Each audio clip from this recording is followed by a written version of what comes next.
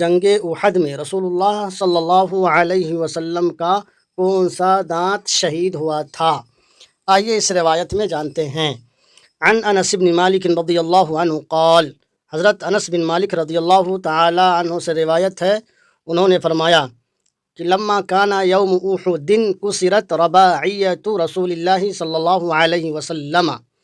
جنگ احد کے دن رسول اللہ صلی اللہ علیہ وسلم کا رباعی دانت توڑ دیا گیا تھا، وشج، اور آپ صلی اللہ علیہ وسلم کے سر کو بھی زخمی کر دیا گیا تھا، فجعل الدم یسیل علی وجہہ، اور خون رسول اللہ صلی اللہ علیہ وسلم کے چہرے پر بہہ رہا تھا، وجعل یمسح الدم عن وجہہ، اور رسول اللہ صلی اللہ علیہ وسلم اپنے چہرے سے خون کو پوچھ رہے تھے، ویقول، اور یہ کہہ رہے تھے، کیف یفلح قوم خضبوا وجہ نبیہم بالدم، کہ کیسے وہ قوم کامیاب ہوگی جس نے اپنے نبی کے چہرے کو خون سے رنگ دیا۔ وہ قوم کیسے کامیاب ہوگی جس نے اپنے نبی کے چہرے کو خون سے رنگ دیا، وَهُوَ يَدْعُوهُمْ إِلَى اللَّهِ، اور حالانکہ وہ تو اللہ تبارک و تعالیٰ کی جانب بلا رہے تھے، اور وہ اللہ تبارک و تعالیٰ کی طرف بلا رہے تھے۔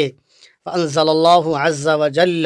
لَيْسَ لَكَ مِنَ الْأَمْرِ شَيْءٌ أَوْ يَتُوبَ عَلَيْهِمْ أَوْ يُعَذِّبَهُمْ فَإِنَّهُمْ ظَالِمُونَ۔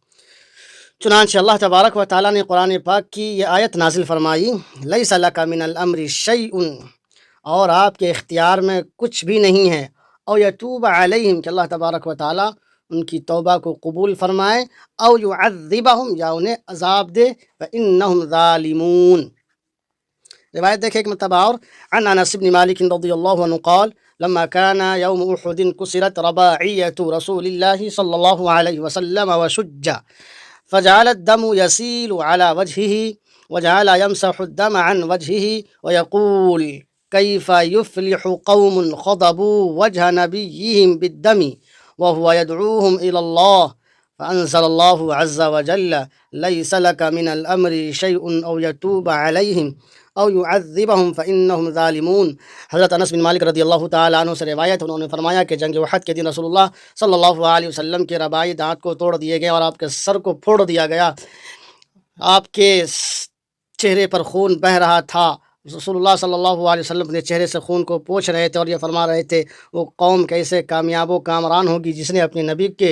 چہرے کو خون سے رنگ دیا ہو، حالانکہ وہ اللہ تبارک و تعالیٰ کی جانب بلا رہے تھے۔ تو چنانچہ اللہ تبارک و تعالیٰ نے یہ آیت نازل فرمائی، لیس لک من الامر شیء او یتوب علیہم او یعذبہم فإنہم ظالمون۔